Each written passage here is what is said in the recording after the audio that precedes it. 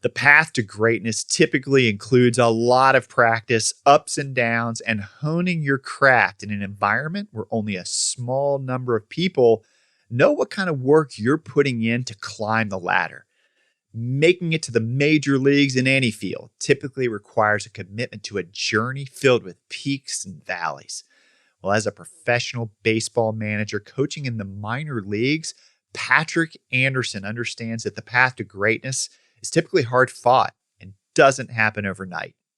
Well, Patrick is my guest today on the Game Changers Forum, and we're going to discuss what it's like to develop major league talent and winning attributes that can encourage all of us to achieve our hopes and dreams.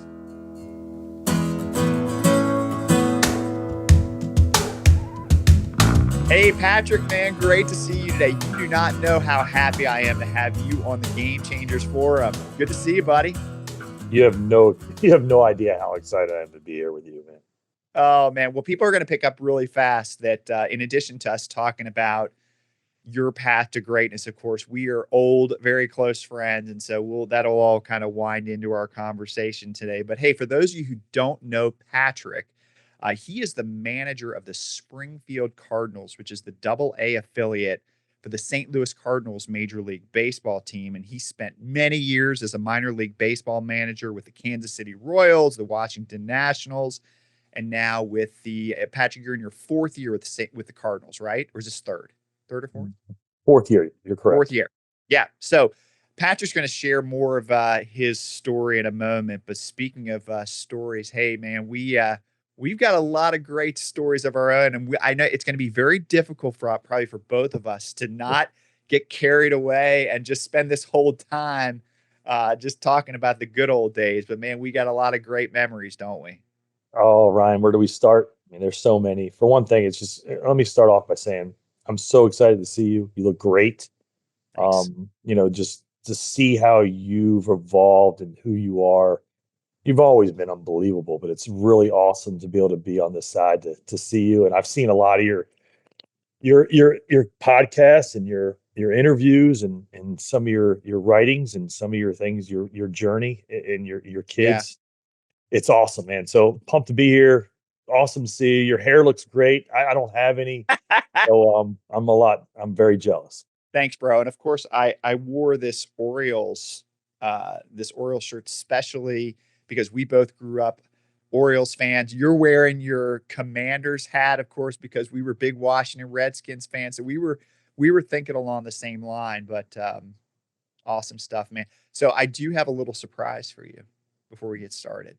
Okay. I pulled something out of my archives, and of course, I said we're not going to get carried away. But I think just to give a little context to our relationship before we get started, check this out, man.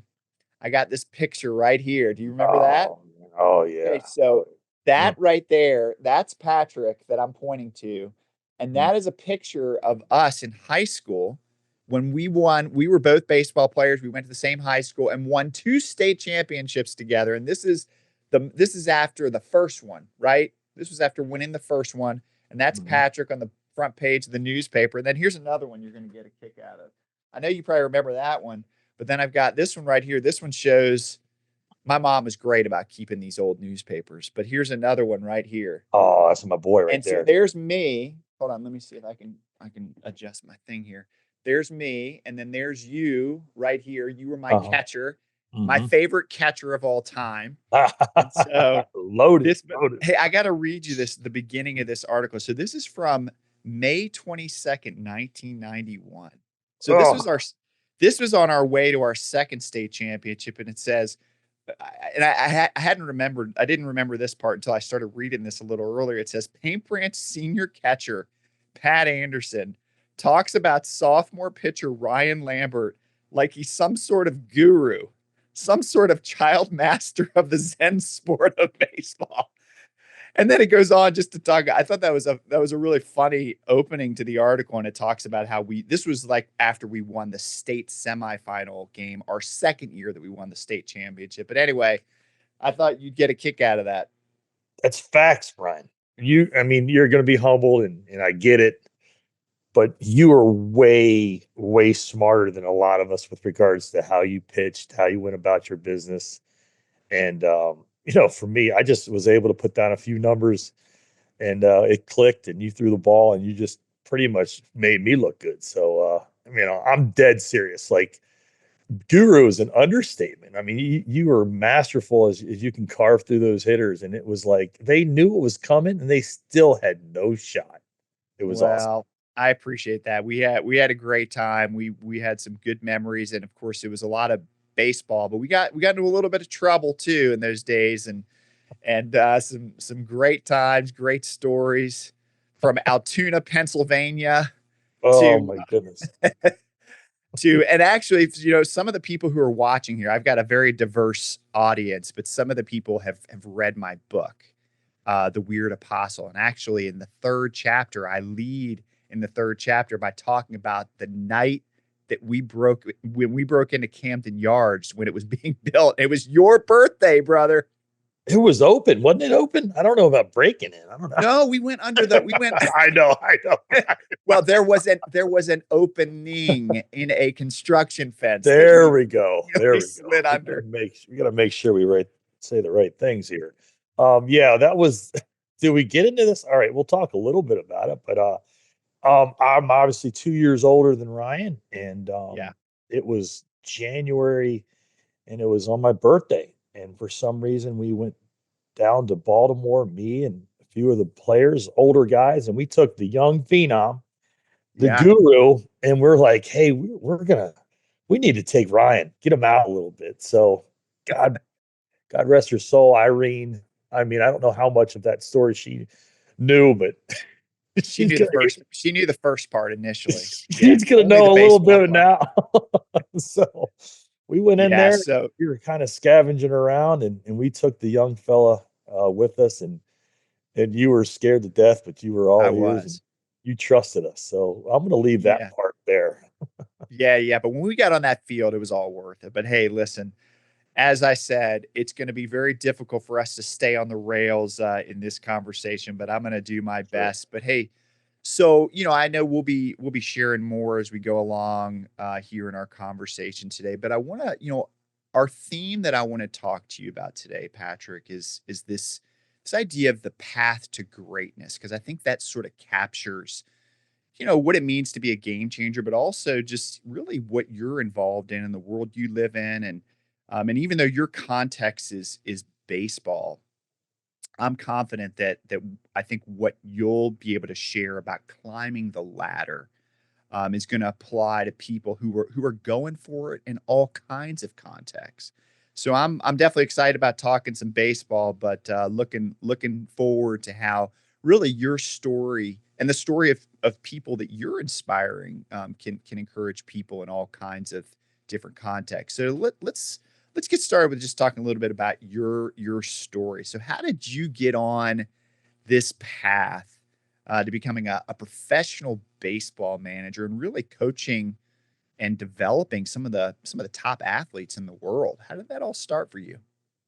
Well, it started off with a guy we just talked about earlier before we got on the show. It's a Doc Egan, Thomas Doctor Yeah, Egan, who I sat in the dentist chair, and he was a one-way story or talker because he would work on your teeth and he would tell you that you need to play baseball on his team, and we couldn't say no because we had a mouthful of whatever he was right. working on. And but anyways, he He he was, and was he was all of our. We all went to him. He was the community dentist. he Yeah, was he was the best. and he ran, the baseball program in Burtonsville, and he opened my eyes to getting away from soccer. I played soccer, football, basketball, the whole deal. And baseball, I really picked up a little bit later, and I fell in love with it. I fell in love because it was a challenge. I was able to get around a different group of people in the area, and like yourself and David Seidel, all these names that I was able to really get to know, and I formed friendships. Um, I was challenged because it was a hard thing to do, very Yeah. difficult, and the people like Doc, a guy named Mike Hurst was another one of our coaches, Oh man. Yeah. Paul Farner, Yeah. all these people I really resonated with, and from the challenge of doing something that was very hard for me, and to have my peers help me by going over Dave's or Steve Goodfriend's house to hit off his machine that he had in the backyard Yeah, to, backyard batting cage. Yeah. yeah, to you teaching me how to long toss. 2 years younger, teaching me how to long toss to get my arm strength, and that catapulted me when I went to college to get better because I was always behind the eight ball, and there were better players. And you probably didn't know this, but when I went to junior college in North Carolina, um, I was the third catcher behind a guy that went to Clemson, a guy who went to the University of Tennessee, and I was frustrated. And so Mm. I didn't play very much my first year. And I went and did your program a long toss, and I got so much better. I Huh. untapped some things. So, anyways, I went back and I played, got a Yeah. scholarship, went to a Division II school because I goofed off my grades, and I wish I would have done better. But I started figuring some things out later on about Sure. being, as you grow up, just learning. So I was able to play football and baseball at Division II school in Mars Hill College and University in Mars Hill. That's right. Yeah. yep, in North Carolina. And then I got fortunate where I was picked up on an independent league and I played there for about 3 years at the All-Star team, and I learned really how to hit then. And Hmm. I kind of was a late bloomer. So then the coach there got a job at college. And when I was going out to California to play another year at independent league ball, he asked me to help his college out, which was Gandy University in Erie, Pennsylvania. It snows this way. And I really realized that if I'm going to go there, I really love this game. And I started realizing that I could be able to be impactful for people that were younger than me trying to do the same thing I was doing. And that's Sure. what really set into my brain of going, hey, wow, I have a knack to communicate to people, and I have fun doing it and they listen. And Right. from there, I finished playing. I met my future wife at Erie, Pennsylvania, Gannon University, where she was a Division II All-American softball player. She got into Hmm. coaching as well. Long story short, went back to Maryland, got a job at Division I school coaching. Then I got a job with the Royals, where there was a scout that really liked me a long time ago, a guy named Allard Baird. Hmm. He offered me a job in an airport in Orlando. We just Wow. be on the same flight and started talking baseball. And he was like, "Would you ever, consider getting into professional baseball?" And I said, "Yeah." So I took a leap of faith. I got into professional baseball. Didn't know anything, nothing. Yeah. I So at just this point, you're in your 20s, right? Probably like mid to late 20s, early 20s. Yep, early 23. 20s, and you have an opportunity to coach in the Kansas City Royals minor league system. So that's a great opportunity. I had no idea. And yes, I was in the Gulf Coast League learning Spanish, learning everything. I just listened and I was a fly on the wall, and I was given an opportunity to be impactful, but Right. yet learn. So I was there for 8 years. Very fortunate. Yeah. And learn from so many people that have impacted my life and just teaching me how to be able to communicate and what to see, what to say, Right. so I So you're at learned a the lot. you're at the Royals 8 years. Yes, 8.5. Yeah, Okay. like 9 years. 9 years technically, yes. Yeah. 9 seasons. Oh yeah. So I was there. Went back into college. My wife, I got married. She was an assistant coach in softball at Hofstra University, where I was the assistant there before. That's when I went up to New York with her. And Mm. then I went to professional baseball, like I said, with the Royals. And then after that, I got offered the head job there. My wife was like, "Hey, it's tough to be in Northeast baseball in college."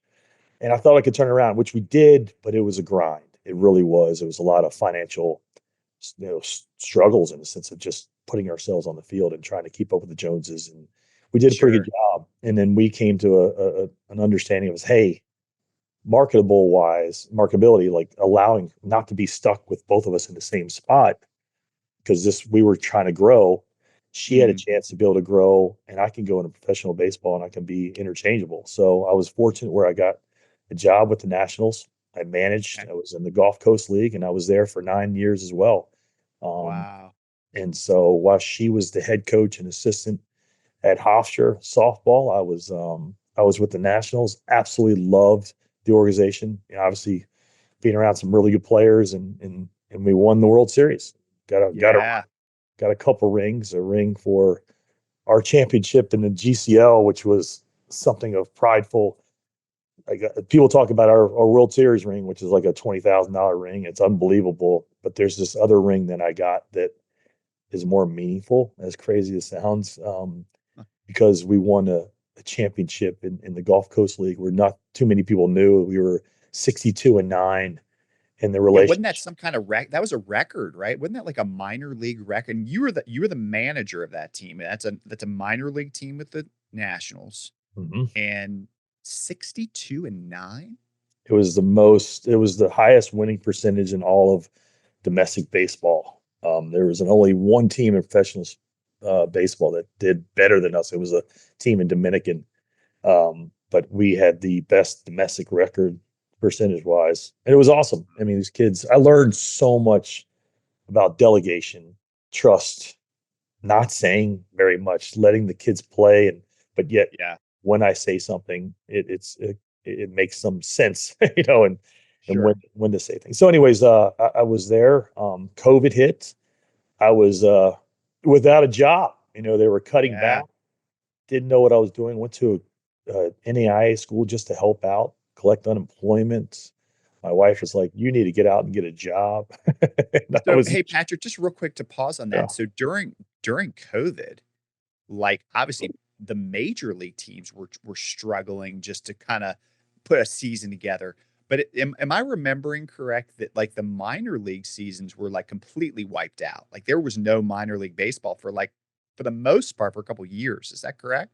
it was a full year and getting into part of the next year. Yes, so we were Okay. depleted, and that's when they did the whole consolidation of they dumped got rid of the short season, which is low or short season baseball, and only had the Okay. Gulf Coast League. So there was a lot of consolidation.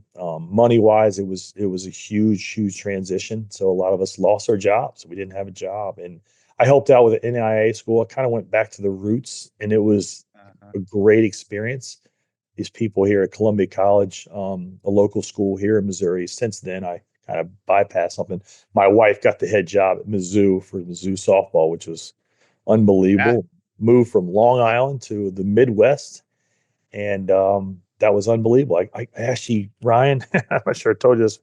I helped out with some softball kids doing lessons, Yeah. young ladies, and I fell in love with it. And they asked me to help coach softball, so I was doing all these different things. And Yeah. it was allowing me to understand different people, Sure. guys and girls, how I communicate. And so I did that. I got a phone call, quick version of that, from Gary LaRocque, who was a farm director for the Cardinals, and asked if I'd be interested in a position that was available with the Cardinals. And I was like, yeah, I was at a softball tournament near Chattanooga, actually. Kind of funny Yeah. you brought that up. And I said, sure. So I got on a Zoom. I got hired within a week. It Huh. all happened so fast.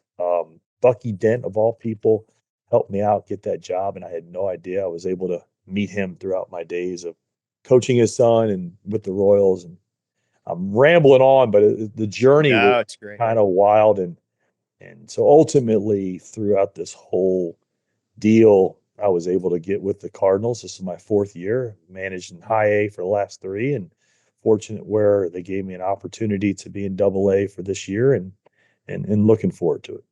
Yeah, so you're this coming season. So we're filming this in February, but you're getting ready. We had to get this in because you're getting ready to go to spring training. You're going to be the double A manager for the Cardinals in Springfield, Missouri. But I think for some of our audience who maybe is not as baseball knowledgeable, the minor leagues, there's a, it's like a ladder. So it's you got rookie ball, you got A ball, double A, triple A, and then the major league. So you're getting, you're getting really close. And I don't know, Patrick, it seems like anymore, a lot of guys make the jump directly from double A to the big leagues. That seems to be more common now, right? So you might have guys that go straight to St. Louis from your team is this coming year. Is that right? Yes. So for the last, I don't know, 20 some years, I got really excited about telling players, hey, you're going to go from low A to high A, or from the last 3 years from high A to double A. Yeah. And that's been my drive and excitement of promoting those players. And yes, there's an opportunity. There's been numerous opportunities from double A to go to the big leagues, because that level, along with triple A, is very loaded with talent. And they're at the level to where they can be able to make that jump, even though it's a tough jump. Yeah. Talent wise, there's a lot of players that can make that jump from double A there. So I'm looking forward to the opportunity to tell my first guy that he's going to the big leagues, and that's going to be a prideful thing inside, and Yeah. kind of those 23, 24 years of doing this, I'm looking forward to it. So it'd be cool. Oh, I bet, man. So along that line, who were some players that you coached in rookie ball, A ball, and just all the different players. You've touched a lot of players through the years, but who are some guys who have made it to the major leagues that some people in our audience might recognize? Well, very fortunate where, I laugh because I say I didn't mess them up. Those players are so talented to Sometimes where that's the trick, man. Just leave them alone, right? it is. It's Let very them let them important. do their thing. Yeah. So I was fortunate. I had Salvador Perez with the Royals, Oh, wow. Mustakis, had a lot of players. Really fortunate from that whole team that won So it those all. are two of the guys that were on the 2015 Royals World Series team. Yes, it's good. You're so good with history. I love how quick you Oh went. man, I 2000. look. Baseball's in my blood, man. That Still, is that is so awesome. Yeah, I was fortunate where I had those two. I had numerous, obviously, a bunch of them, pretty much the whole team with the Royals, and then the big name, and everyone's going to talk about it, was I had Juan Soto. Juan Soto with yeah, the Nationals, and had him, actually kind of funny. Had him for the longest stint in the minor leagues, and anybody, just because he went to A ball or low A with me in Hagerstown. He got hurt his ankle when I yeah, was the plate, and he was 16 years old. He came back the next year, with a lot of people are like, why is he going to go back to low A again? And he was there for a month. And that same year, he made it to the big leagues, and it didn't yeah, surprise anybody. He was a special. I start off by saying all these guys that I mentioned, the last three, really yeah, unbelievable makeup, great humans, and obviously uber talented. So yeah, I was very fortunate to be around them. yeah. So you coach Salvador Perez again, just one of the greatest catchers of this generation. Mustakis, Juan Soto. See, Juan Soto was. I mean, when you coached Juan Soto, how old? You said he was 16, 16 and 17. Yes. Mhm. playing professional baseball. I mean, when you saw him, did you really, I mean, could you tell this kid's different? Like this, there's something different about this kid. I mean, now for those who don't know Juan Soto, he just signed the largest contract in professional, not just baseball history, professional sports history, $765 million for a 15-year contract. That comes out to about 50 million a year. What was he like in A ball? Um, yes, different. I want to say different. Different, yeah, different. it was, that's the simple way of saying things. As soon as you saw this young man, the sound off the ball off the bat was just totally different. It was loud every time. Yeah, His presence, his strike zone discipline, how he carried himself. He had confidence, but yet he was genuine. He listened, he learned, he adapted to anything, his adjustments, his aptitude, all of these aspects were high level. And it was just a matter of time of him just getting enough experience to be able to allow him to be prepared. And he was ready. He was ready in a yeah, hurry. I thought his makeup allowed him, how he went about his business, and his upbringing. His upbringing was unbelievable. Family man, great. I mean, I told him when I sent him up, that I said, Juan, I've done my homework on you and who you are, and how you were brought up, and I could tell his family did the right thing, and how yeah, close he was with them, and I said, don't ever lose that. Not that he would, because he totally is such a great kid, and it was yeah. so good to see that. So, anyways, all of them were unbelievable. Their talent, yes, you could just totally tell. Salvador, his arm, his Oh yeah, strength. there was a lot of doubts because he sat and extended spring training. So after the full season teams left, AAA, double A, low A, and high A left after spring training. There's a group that would stick around, and there were either fillers to be able to help people out injury wise, or they're there to develop in the hot days of Arizona or Florida for a month or two, or actually 2 months until the short season starts up. And he was there for 3 years. Salvo Wow. was. So he Huh. grinded through all that, and his perseverance, his work ethic, his mindset, there was nobody stopping this kid. And usually you go to 3 years and extended, you're getting sent home. And Yeah. this kid, he deserves everything that's going for him and how awesome of a kid he was and how good of a player he was. Yeah, and we're talking about just in general, like paths to greatness, and so his path to greatness was not. It was different than Juan Soto's. It sounds. It sounds like Juan Soto, as a very very young player, was ready. If you're telling me Sal Perez had to spend 3 years in extended spring training, it didn't come as quickly, I guess. It didn't. He had to really develop and really learn and make adjustments. Yeah, Um, he was challenged with certain parts of the aspects of hitting, yeah. receiving, calling a game, and this kid was so determined. There was nobody going to get in his way. And then he got an opportunity from being in double A by Ned Yost. And I'll never forget it. Oh, yeah. And he took it and ran with it. And it was so awesome to be able to be around and see that firsthand. Yeah.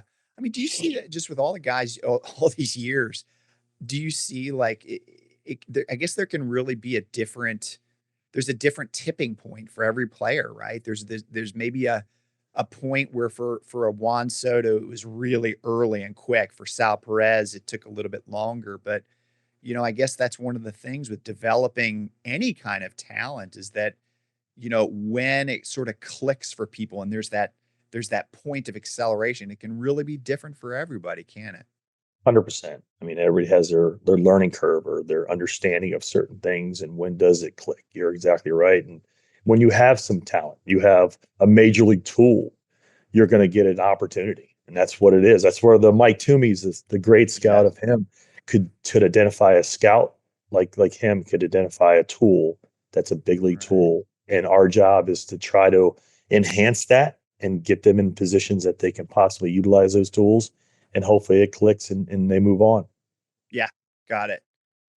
So, we're talking a little bit about the minor leagues, and of course, every player who makes it to the major leagues, with very, very few exceptions. I mean, there's only been a handful of guys in history who haven't had to pay their dues in the minor leagues. I mean, even this phenom, Paul Skeens, who's just never seen anything like this guy, this pitcher with Pittsburgh now. Even he spent, some time in the minor leagues.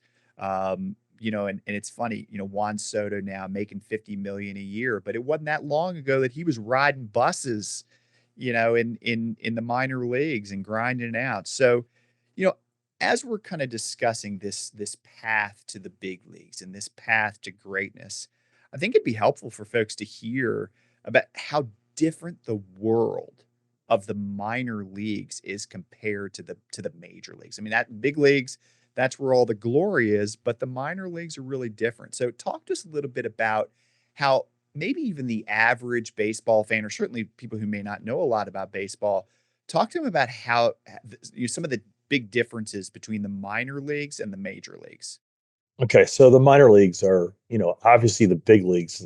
We see the stadiums, the people, the amount of people, um, on an everyday basis, and that's the first thing you see. In the minor leagues, they're starting to get better stadiums, but Yeah, there's a lot of places where you're playing in your first year of the Gulf Coast League, and it's at 12 o'clock during the day or 1 o'clock p.m. and nobody's there, and it is the chain link fences, the wow. complexes, and it is hot, and you're waking up at 7 a.m. in the morning, you're getting your breakfast, you're doing all these things to prepare yourself to get fundamentally sound and getting ready for the game, and you're playing the game, and you're playing every day, and you Yeah, have maybe one day off a week, and you're not used to this coming out of high school or even really college, and you're in a hotel with all different languages and in a clubhouse and locker rooms and everything with all this area that you feel uncomfortable with because you've never had this type of situation,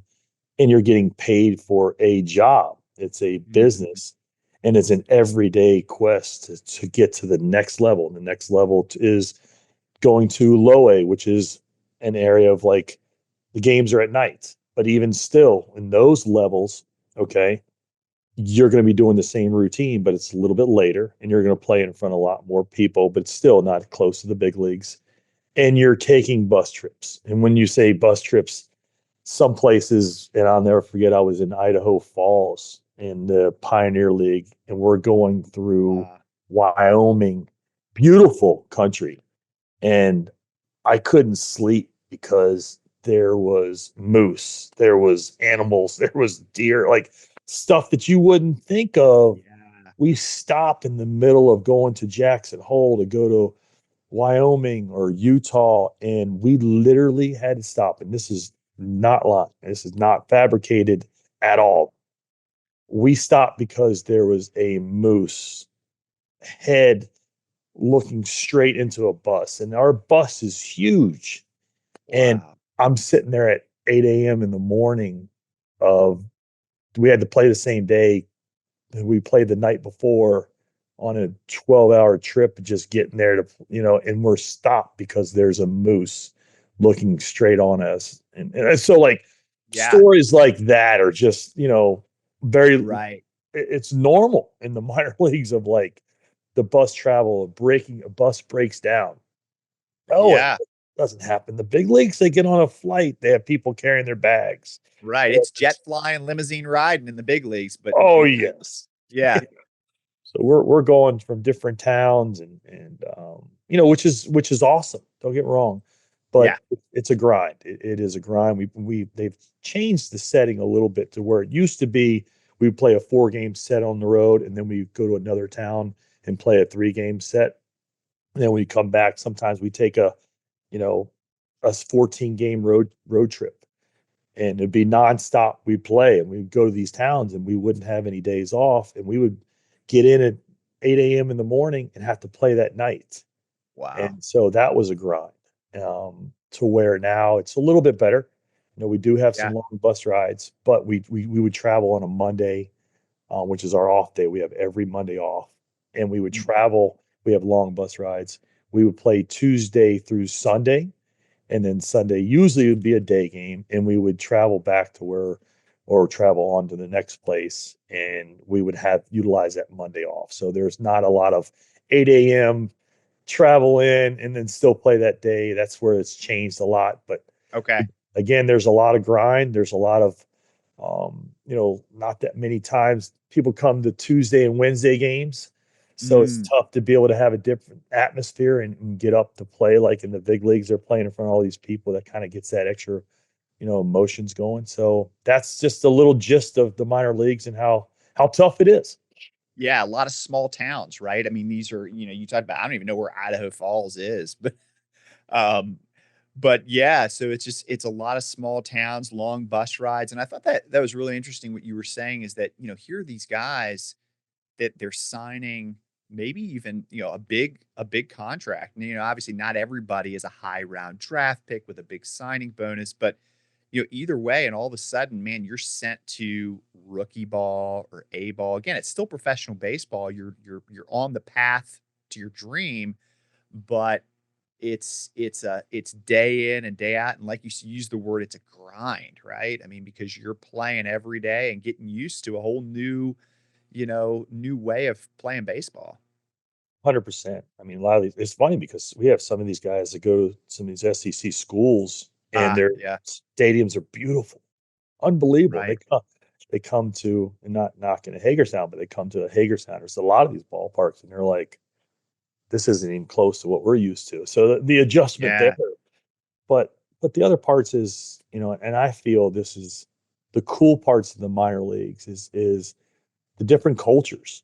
We have Mm, players from Dominican, from Venezuela, from Taiwan, Japan.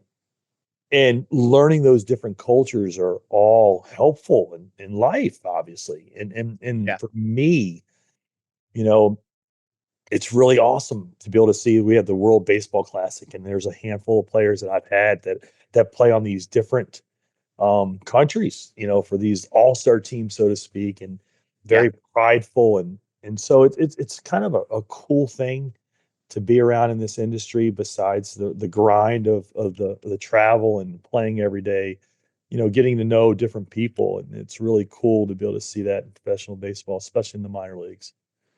I would imagine another big, adjustment for especially for baseball players who, pitchers is one thing, but also for guys who are position players, they're getting used to using a wood bat for real every day, whereas they were using aluminum before. I'm sure you see, especially in rookie ball and A ball, like that's a big adjustment, right?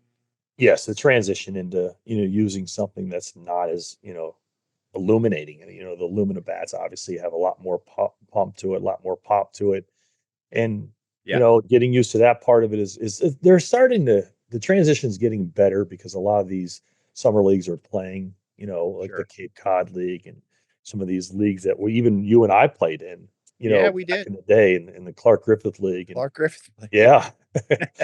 And so, they're starting to get more of those leagues. So the transition's better, but even still, it's tough for some of these high school kids as well. Yeah, and I'm sure it's a huge mental transition because a lot of these guys, like you said, maybe it's somebody is playing baseball. Let's just to use an example close to me. Maybe they're playing at Georgia, Georgia Tech, they're a college player, but they may get drafted by a West Coast. Let's say they get drafted by the Anaheim Angels. They're going to be sent to a minor league team somewhere really far from home in a small town. Not to mention these guys who are coming from other countries don't speak English. That's a huge cultural and social transition as well, right? I'm sure you have to, man, as a manager, you've got to really deal with a lot of different personalities and just there's the baseball side of it, but there's the social side to it. That's must be a lot. There's a lot of transition, 100%. Culture shock for a lot. I have a young man from Taiwan, that I started getting to know, and he was just telling me his transition. The learning the language and understanding, how to be able to function. And some of our Latin players, just to be able to order food, and just Yeah, to function with regards to that, and right. being able to help them with that transition is part of the minor leagues. That's why it's so genuine. It's an awesome feeling inside to be able to see these players, because there's a very few percentage, and I don't know the exact number, but it's very few that make it to the big leagues. And what are they going to do with the rest of their lives? And getting Yeah, to know who they are. I'll be real quick with this one story. I sure. literally got a text yesterday from, and you can't say this too much, but he's one of my favorite players of all time. Um, I'll say his name, Darlin Mark Moquete. Okay. Um, you probably get a chance to make in the big leagues. I don't know. Um, this young man, they finally increased their opportunity to get more money in the minor Okay. league. And I found out from other people that, for one thing, he's an unbelievable cook. I give him money to make food to bring it in to the clubhouse. He's unbelievable. He sent me a picture of his food and said, "Are you ready for spring training?" That was the Oh, start. that's great. But my story with this young man is he went back when he first got more money, because he got a double A level, money salary, to where he was able to donate food and some books and backpacks to where he went to elementary school and middle Wow. school in Dominican. And he was so humble that I found out from somebody else, and then he showed me the story via like a FaceTime when he was doing it. So, like, Love it. be able to have an opportunity to be impactful with these young men, to see them grow from all different parts of the world, different countries, different cultures. That, for me, you talk about learning and growing as an individual. That is awesome. That's what Oh, I I love feel it. that I want to be a part of. So yeah. I want to, but I don't want to belabor this too much. But one thing I think it's important for people to know too is that, minor league salaries are not what made nothing. It couldn't be a more different world and lifestyle as far as, you know, minor league baseball players don't make much money. It's nothing like the big leagues, right? I mean, there's a huge difference when it Yeah, comes to they you're barely making it, right? barely, it's just back in the day, I would say about as short as 5, 6, 7 years ago, very little. Now it's getting a little bit better, but still not even close to the big leagues. And that's the quest for these young men to be able to make it. Yeah, So, and some of these Latin players, they get over here and the money they make here, which we don't think is very much, is impactful for their lives. So they sure. feel that they've made it for a lot of these young men. And that's where the Moquetes and some of the other players are able to give back to their families. So that, again, Yeah. not to belabor it, like you said, but really gives you a perspective of, you know, the industry, what these kids are, what we're trying to do as players, as coaches and mentors, and in hopes that they can be better people and to be able to help their families out. And the stories are nonstop with all these great personalities and good people around this game. Yeah. No, I appreciate you sharing all that because, for most of us, we see the finished product on TV or when we go to a Major League Baseball game. But this path of fulfilling the dream and becoming, what it takes to get to arrive to make the major leagues, it's a tough path that is not all glory.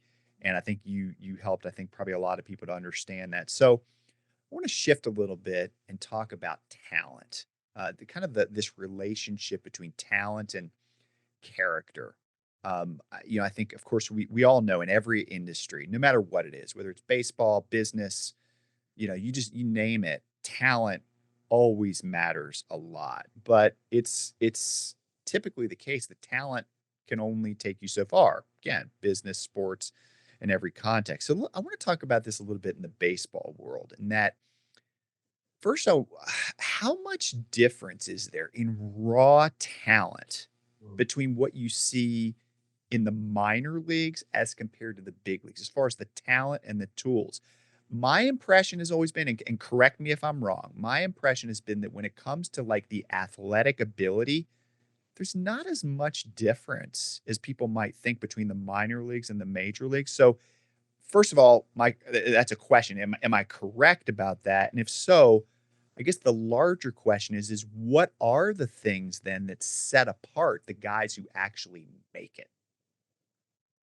You're 100% correct. The talent level as a whole um, is very comparable, if not, very, very similar. The biggest outlier that I've seen is to be able to sustain Mm, the mental capacity to be able to be as consistent in a game that's so hard, so difficult to handle the failures of the struggles of, we say it over and over again. You get 3 hits out of 10 at bats, you could be a Hall of Famer, right. and what are we doing those 7 other at bats? And how are we able to give ourselves the best chance for those three at bats, so to speak? Yeah. There's a lot more variables, a lot more things involved than just 3 hits, but like that's just like the easy, explanation or comparison. For me, it's really sustainability. It's Mm, how these young men take their talents and be able to do it on a daily basis and be able to compete and deal with the ups and downs and how they can control their emotions because that heart's fluttering. And when you're playing in mm, front of all these people with pressure of media and yeah. naysayers, social media, how the world is really expounded on so many of these things to be in the forefront, even more so than anything, with these, stars, these players, and to be able to deal with that on a daily basis is so difficult. Mm, To where the talent level is there, is just to be able to be consistent with your mindset to allow yourself to give yourself the best chance to compete, let alone be successful. And being successful in baseball, it is very hard, you know. So this Such a game is hard tough. game. Yeah. Yes. So, that's really the biggest thing. We talked about the mind and how you can be consistent and you know, Johnny Damon is one of the bigger examples that I've ever seen. I saw him a little bit when I first got with the Royals, and he ended up getting traded or signing somewhere else. Yeah. But he was the most consistent I've ever seen, to where he would take, you wouldn't know if he went 4 for 4 or 0 for 4. And we talk about so many times about this, and he would control his emotions, but yet so competitive, and he was so consistent that you can tell that he was going to be able to be successful. And he was like Yeah. our age, Ryan, to Oh, where no, I played against Johnny Damon in high that's school. right. That's He went right. to Dr. Phillips High School in Orlando, and he went to that camp that I would go to in the winter. And he was a special player, and he was a good guy, So, really good. Yeah, but great example. but you answered your question, so to speak. And it was just really the mentality of that one example of him, a great human, gave him the best chance to be able to compete and understand to deal with failure, and how when your makeup allows you to be able to, learn, adjust, and deal with failure, you have a better chance and opportunity with the talent. You better have talent, because if you don't have talent, we know that Sure. it's not going to work. It just isn't. Yeah, yeah. No, I just thought that it's such an interesting thing that, if you go and probably everybody who's watching this somewhere near you is probably a minor league baseball team, somewhere, because the minor league teams everywhere. And if you go and you sit back, there's probably a radar gun, or these days they got them on the scoreboards, even in the minor leagues, how hard somebody's throwing. And you say, oh, wow, those pitchers are throwing 94, 95, 92. And you go to a major league game, it's the same thing, same velocity, same, these athletes they're great athletes, but, so it's like, it's really interesting. And what I hear you saying is that it's learning how to deal with failure. And I think what you said is so important. It's that consistency. It's that showing up every day and having that consistent approach, right? And being, and there's just a power in that. And again, that's not just for baseball. That's going to help any of us in whatever we're doing. I found even just with getting this podcast going, it's interesting, Patrick. I looked at some of the research on even podcasts, just, one little example. Most podcasts fold after 10 episodes, Mm. because again, people lose steam or they don't find a routine for it. And, I'm only in this is my 15th episode. So at least I beat the odds. But the point is that, the key is consistently and finding the way to kind of deal with these setbacks, because every industry has them, right? Ryan, it's funny, and I kind of laugh because I think in the background of your office there's a book, and I think it's the same one, From Good to Great. Is that the Oh one of yeah, the it's books right back? there. I Yeah. read I read that book, Yeah. and I learned a lot about companies and businesses. And yes, there's a lot of correlations, and you tapped on it, to where, the consistencies of what you need to do. There's a lot of talented people there, whether it be in business, whether it be baseball, for whatever it is Yeah. we always see the basic fundamentals always show up, right? Mhm. Got to be able to communicate. You have to educate. You got to keep going with your education. You got to be able to adjust, adapt. You got to be consistent with your mentality. The ups and downs, the ever flows of anything is so roller coaster esque, right? Yeah. With everything. And so Right. for me, I'm talking on the baseball side of things, and it's every day with anybody and dealing with anything and communicating with people and living life, but being somewhat consistent and Yeah. with those basic foundations. And so we can be able to grow. It's so not cliche-ish, but it's so obvious that it's cool to see in the baseball industry that it really correlates to life, and so with other businesses. So, anyways, not to Yeah. ramble on, I just think Yeah. it's Yeah. Yeah. cool. No, it's really good, man. It's good because I think, again, this is where what we see in baseball applies to so many different areas. It's that steadiness that really is those are the kind of guys you want on your team. It's people who are steady as opposed to the person or the employee or whatever that gives maybe one spectacular day out of seven. I'd rather have a guy who I know what I'm going to get every day and is going to show up. So Well, I um, want to say one thing real quick. I want Joe on my team, by the way. Your son Joe. he's He a can great example. My son Joseph's a great he can example of consistency. I Yeah. don't know what type of talent he has, but he is on my team no matter what with that drive.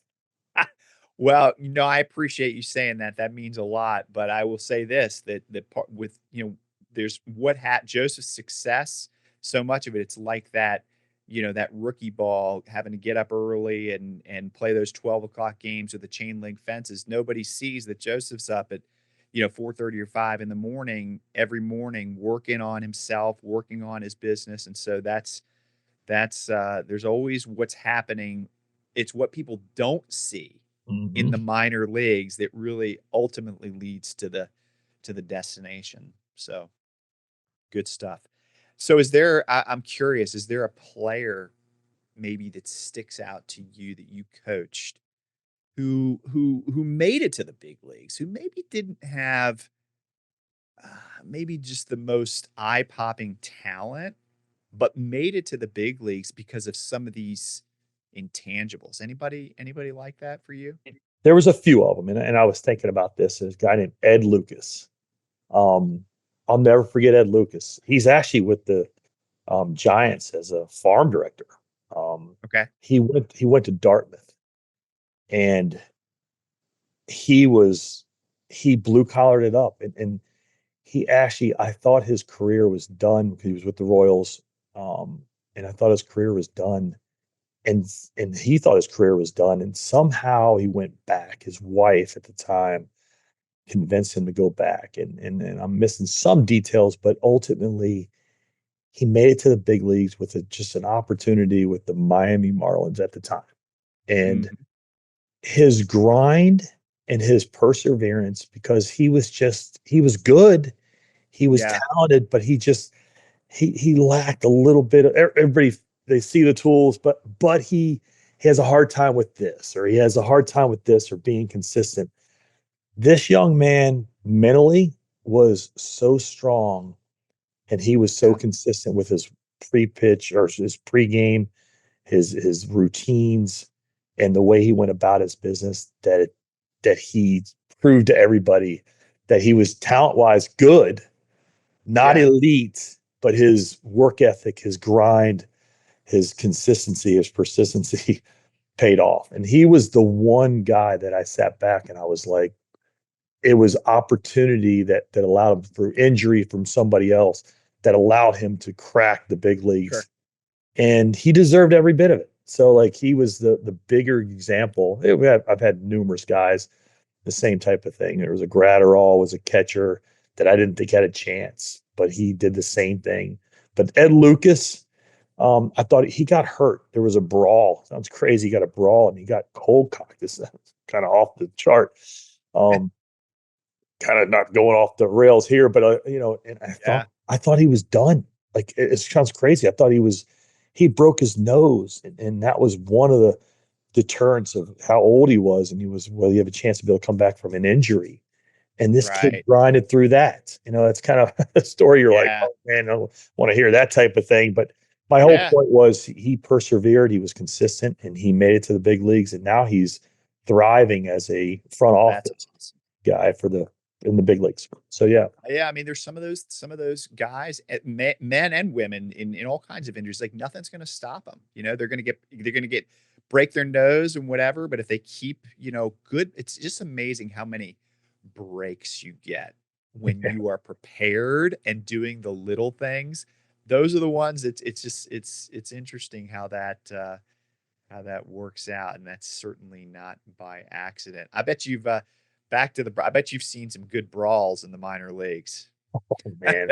You've seen some Royal Rumbles. Seen a few. I mean, there's more back in the day, so to speak, than obviously now. It's more, it's not as it used to be, but it's yeah, I saw a few. I have. Yeah. Yeah, yeah. Unfortunate, but yes. So on the negative side, I'm sure you've seen some players that came to you in rookie bar, A bar, you saw in spring training, you were like, "Whoa, this person, this player is a sure thing." I mean, again, back to that eye-popping talent. But then they just don't make it. They kind of fizzle out. And of course, that could be due to injury. It can be due to a lot of things. But, in all these years that you've had with the Royals and the Nationals and now the Cardinals and even in college ball, do you see some common denominators Mm. among athletes who have maybe really good talent, maybe big league talent, but don't fulfill their potential? What gets guys off the rails in that way? It's just the flip of exactly what we just talked about with regards to the mental aspect of the game and just not being able to cope with their now just as talented as a player next to them to where they were elite coming out of whether it be high school or those colleges or where they were free agent signs from whatever country that they came from, that they were, the big fish, small pond, so to speak, Right. analogies. And now it just becomes an adjustment period, and they are not able to do that or sustain the consistency.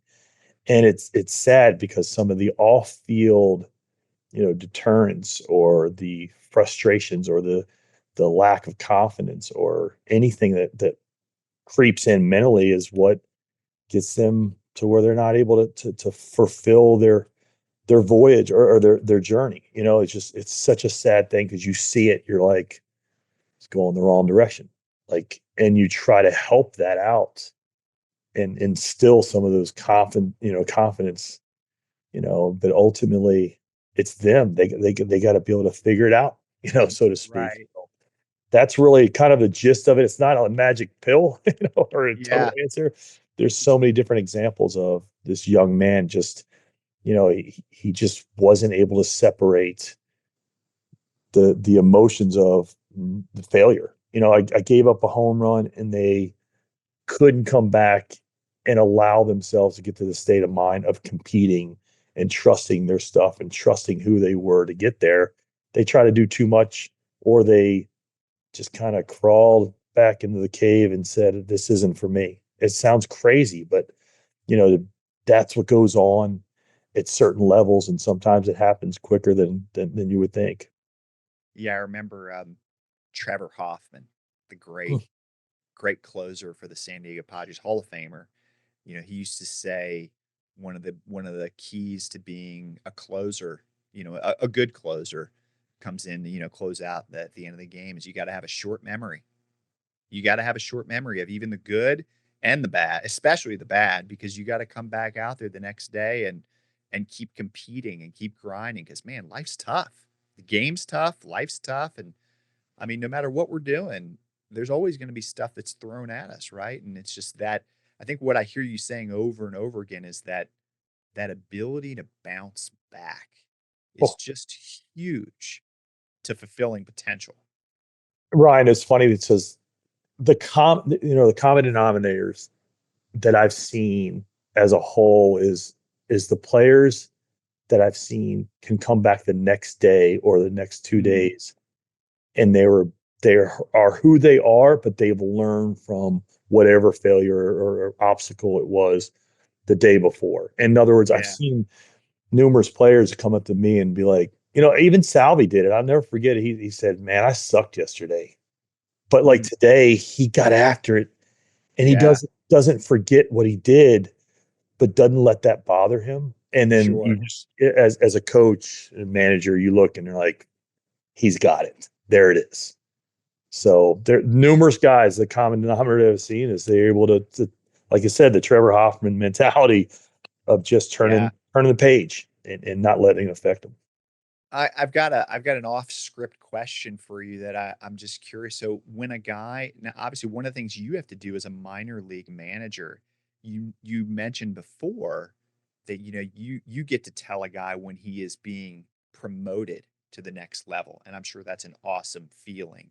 But are you the one who has to tell a player maybe when he's been released? and he's like, his dream of making it to the big league maybe is ending in your office. Is that I'm sure that's tough. One of the worst things.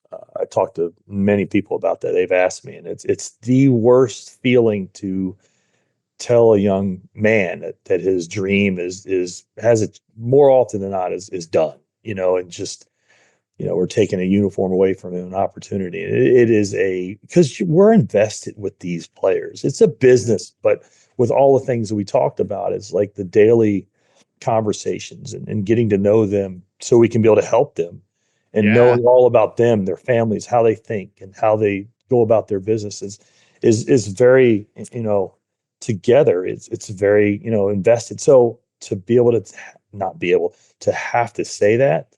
is the worst feeling.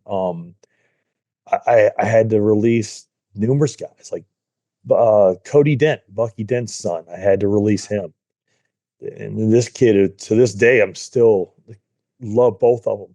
Like the father and the son, Yeah. and then they What do you I understand mean, the business. how do you do it? I mean, you call them into your office, and I mean, just is it different with each guy? I mean, I'm just so curious because that's tough.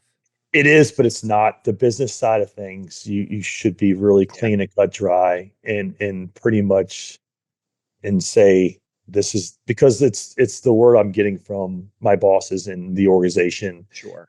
in this the business side. So the more you say, the worse it could be for different personalities and how Sure. things, in the society today, it sucks because it's like we're so invested, but yet we got to make sure we cover all bases to where Yeah, I got to, I'm representing the Cardinals or the Nationals at the time, or the Royals, right. and it's a business decision. So, Yeah, with that aspect of things, I try to be pretty clean to cut dry, but yet still offer anything I can be able to do to help them out because yeah, they know where it's coming from and yeah, they understand the business side, but they right. understand that we care for them as humans. So, I try to make sure that it's understood, but it's very respectful and that we care because we do, but it's a decision made by the organization and they understand it. It's a very tough, delicate uh situation. So yeah. Yeah. I like what you said, though. I think it's important in those situations, in any kind of managerial position where you have to let people go, showing that compassion, but also a lot of times saying less is more. Saying less is better because it's just like, hey, it's like you said, it's a business decision. But yeah, I can understand how challenging that must be for you. But let me pivot this a little bit and turn towards something a little more maybe a little more positive and fun. So with all these years, all these cities and places and faces and man, I mean countries that you've been in, you gotta have I'm sure you could write a book, Patrick. You could write a Yeah. book about you could write a book about the funny things that happen. What's something either tell us just like a funny story or unusual. I mean, you already told us one about the bus literally got stopped by a moose. Yes. Yes. That's pretty great. What's something that sticks out to you, Okay. funny or unusual in the minors? You're gonna love this, Ryan. I was in the Midwest League as a hitting coach with the Royals, and Okay. we were in Clinton, Iowa. Okay. And we had it later show up, giving guys a little bit of break. And we put a bus together to go to Dyersville, which is where the league or the famous the stalks of Iowa, where the famous movie was from. I'm not sure if I can say what movie it is, but if you build it, they will come. Oh It, yeah, yeah. Field of so Dreams, man. Field of Yeah, Dreams, exactly yeah. right. So we took pretty much all our players there on like a little bit of a road trip, and it was like within 40 minutes of Clinton. So we took off, we went Okay, there, and we show up regular clothes, nothing with the Royals on there. And I had a few big leaguers on that team, future big leaguers, and one of them was a kid named Matt Tupman. He played in the big leagues, a cup of coffee, was a catcher. Um, okay. Awesome kid, a little bit of a pardon my French, but a red ass. He was, like gets Yeah. after it. Yeah.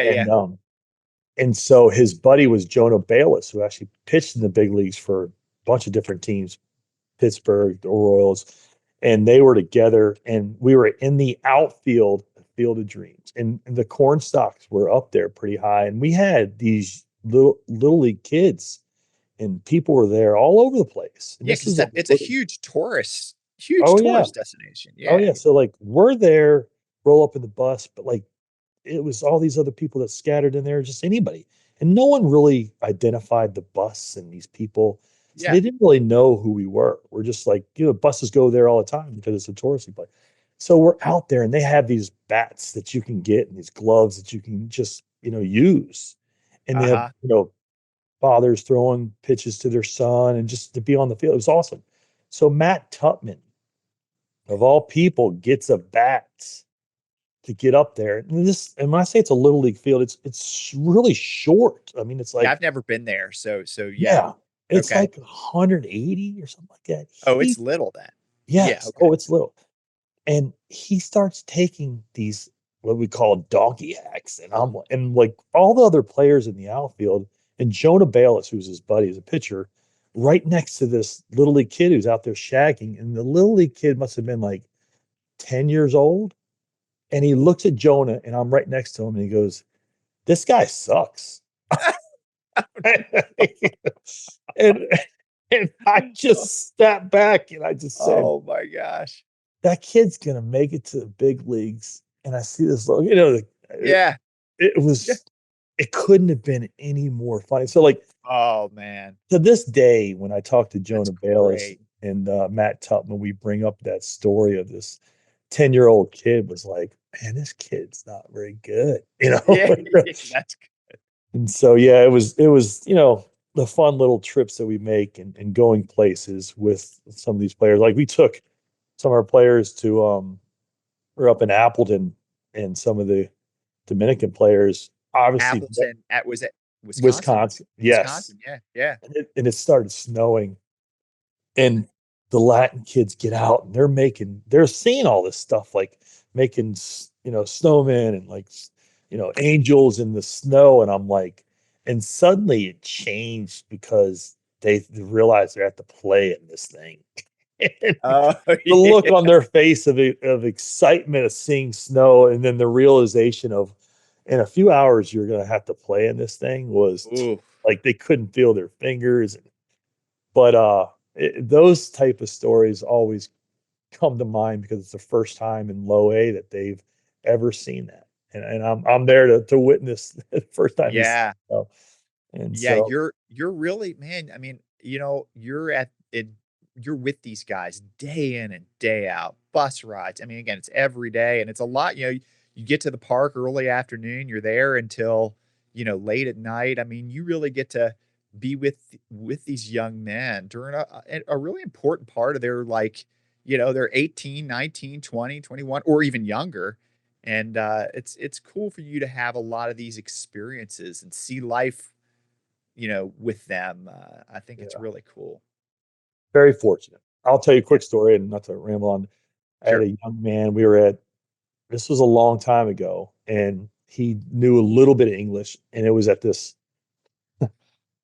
little. He wanted to get a Coke or a Sprite or something like. I think it was a Coke, and he didn't know to put money into the thing to get a can of Coke out.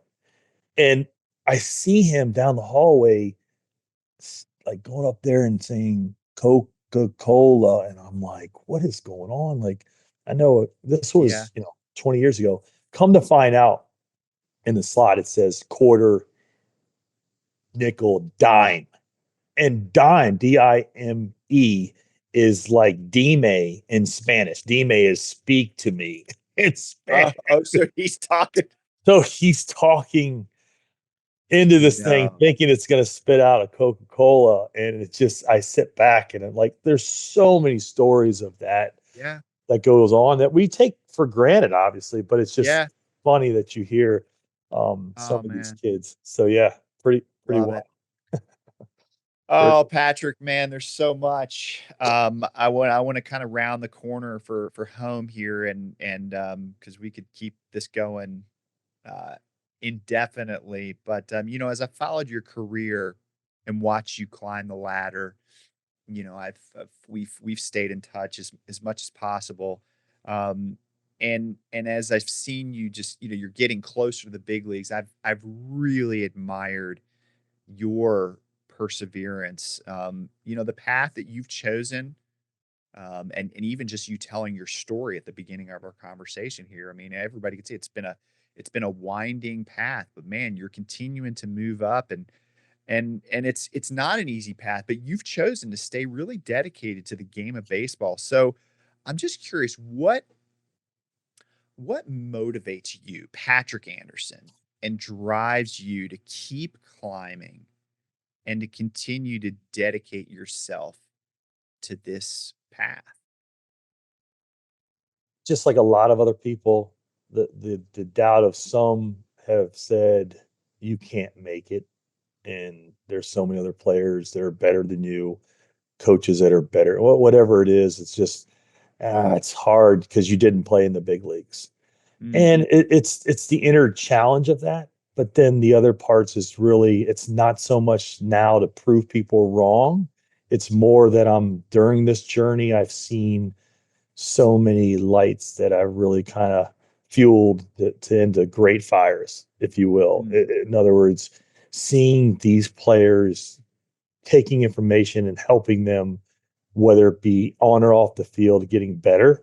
Like I've had more better relationships or awesome relationships from kids that have been released and that are doing really well successfully in the world that I still keep in touch with. So, mm, to me, getting to the big leagues, it's more for others in my family around and the accomplishment. I think of the end goal would be great to get there. mm. Um, I think my journey is really going to be able to be impactful for people, and I really think the byproduct is hopefully I do get there, and if it happens, it happens. I used to chase it, Ryan. I'm not Mm. chasing it now. I would love to get there to feel that, to have my family and my friends leave tickets and to see me a part of that, it'd be awesome. Sure. But to be able to get these kids to maximize who they are and get them there has been kind of my driving force. So yeah, like yes, Ryan, do I want to make it to the big leagues? Yes, Of course, yeah. but I love what I'm doing. I love the minor leagues, and now getting an opportunity in Double A to be closer and in a level to where I can be really impactful, I love it even more. So I'm good with it, man. If Yeah. I get there, I get there. And Ryan, for sure, there'll be a ticket at the gate for you, 100%, in your 15 kids. And I know we need I need a lot of tickets, man. Got a lot of kids around here, but no, I think what you just said is so, you balanced that, I thought, really well. On the one hand, of course, you just like these guys are trying to make it to the big leagues as players, umpires are trying to make it to the big leagues as umpires. The coaches, you and your staff, you're trying to make it to the big leagues as a manager, but there's something I'm sure every time you find out that somebody that you've invested in, whether it's a Juan Soto or whether it's some of these other players who maybe some of us haven't heard of before, the fact that you are helping others achieve their dreams, man, there's got to be a lot of satisfaction in that. there is. It happens every year. Somebody get an opportunity. We had a kid, Chris Roycroft. He was signed independently. He was scared to death um, to pitch in South Bend, Indiana, and he made his debut last year in the big leagues. And it was this seeing this young man thrive and see his picture up on the wall, in the minor leagues Yeah. of a guy that made it. That's what it's all about, man. It is. Yeah. Yep. Yeah, I think that I'm for me, I've kind of just into this conversation we've been talking about this theme, sort of the path to greatness, and I think that we all want to experience our own maybe personal success, but I think as I get older, Patrick, and just I see that a lot of times, whether I'm thinking about things that I'm doing or watching other people, really true greatness is helping others to find their greatness. And when we can do that, whether it's in baseball, whether it's in business, whether it's in, just name the industry, there's a real sense that we're fulfilling our purpose and that we can have a lot of peace with that. Ryan, your message and what you have done, and I know your evolution. I know where you Yeah. come from, and it's really awesome to see. Mm, The people that you have brought on your podcast, mm, and I wouldn't be, I won't say, wouldn't be in a situation where I would listen or would not so much yeah. listen, but understand to be in the forum or the platform to be able to see this and listen to it. I listen to all the people you have on there, and it teaches me so much. Mm, The calmness I can't remember the gentleman's name, and listen to him speak. And again, I don't know a lot of what goes yeah, on, yeah. and I learned so much on how communication and what he believed in and who he was and how he Mm. said certain things. I sat back and I was like, it was so powerful, Ryan. Ooh, nice. And like, to listen to you transition to get the best out of these people that I wouldn't have really like been inclined to say I want to watch this podcast. I am glued, man. Like, it really, baseball Yeah. aside, it really is awesome. And I'm not doing Thanks, it man. due justice of like how impactful it is. So my bottom line thing is it's awesome. I love the different people that come on here. And even if I don't totally know the gist of everything, Sure. I'm learning, and it's the people on here are awesome, man. Like, Oh, I I could just appreciate say that, that. It man. really is. It really is. You know, this right here, and we'll I know we're about out of time. This everything you just said, this and I know you were just trying to encourage me, but I want to encourage you back just in closing here that I've known you now, Patrick, you've been like a big brother to me for over 35 years. Golly, I mean, that's crazy. We've got a lot of life together, and you've always been a great encourager and always been a great friend and teammate. And I really think that because of the way you go about trying to bring the best out of people. And you did that for me as a player and as a friend. This is what gives me confidence, and I want to encourage you. This is Mm. what gives me confidence that you are going to be leaving tickets for me one day, and a whole lot of other people. I have confidence you're going to be in the big leagues because it's hard to find people that are dedicated to bringing the best out of others. And that's Patrick Anderson. And that's why you're a game changer and why I've always been very grateful to have you as my friend. So just want to tell you to keep grinding and just really grateful for all you're doing just to make the world a better place through all the people you're investing in. You're awesome, Ryan. I appreciate that. I really do. You feel like, All right. I don't know what that guy, Roy, what's his name that gets guys to cry? You're not going to do that to me. You're not going to get me. Love you to All death, right, brother. brother. Hey, love you too, brother. And thanks for doing this. We'll see you soon. And hope this season in Springfield goes amazing. You the man. Well, thanks for listening to today's show. Hey, I'd love to hear your thoughts in the comments section. And don't forget to subscribe. And if you're on YouTube, I would appreciate if you would click that like button and the notification bell so that you can be aware of when the next episode drops. And if you'd like to engage further, head over to ryanlambertforum.com. There you can sign up for the Game Changers email, which I send out twice a month. It features short and sweet game changing ideas and resources and tells you how we can interact further. Also at ryanlambertforum.com, you can learn how to support the Game Changers Forum through Patreon.